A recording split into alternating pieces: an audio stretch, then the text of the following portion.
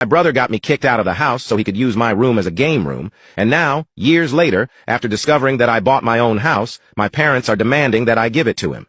When I was younger, I lived with my mom, my stepdad, and my younger half-brother. My brother was always their favorite because my mom hated seeing me as I reminded her of my dad, whom she had cheated on, and for some reason, she blamed me for it. I was often ignored and left out.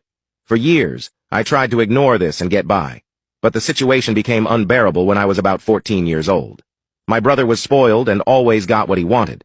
He was really into video games, and over time, he started complaining that the house didn't have enough space for him to have his own game room, something he had seen somewhere and now wanted. My parents then started hinting that I should leave the house so my brother could use my room as his game room.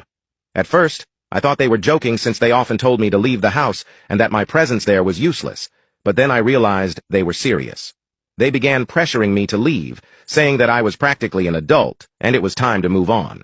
I told them that I wasn't even old enough to have a job yet, had nowhere to go, and was far from being an adult. But as time passed, they decided it was time for me to go, and one day I came home from school to find all my belongings thrown on the sidewalk.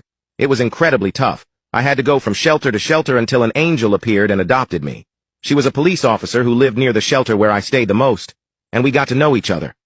A few months later, she took me to live with her and eventually adopted me. Honestly, if it weren't for her, I don't know how I would have managed to move forward. Years went by and I did my best to move on. I worked hard, studied, and saved enough money to buy my own house with my own business. I couldn't have done it without my adoptive mother for sure, as she financed my education and helped me pay to start my business. Now that things were going well for me, I also bought a house for her so she could get out of renting. However, when my biological family found out that I had bought a house, and a house for my adoptive mother, apparently because the guy who sold me the house was a friend of my family, everything got worse again. If you want to watch the part 2, click on share and more.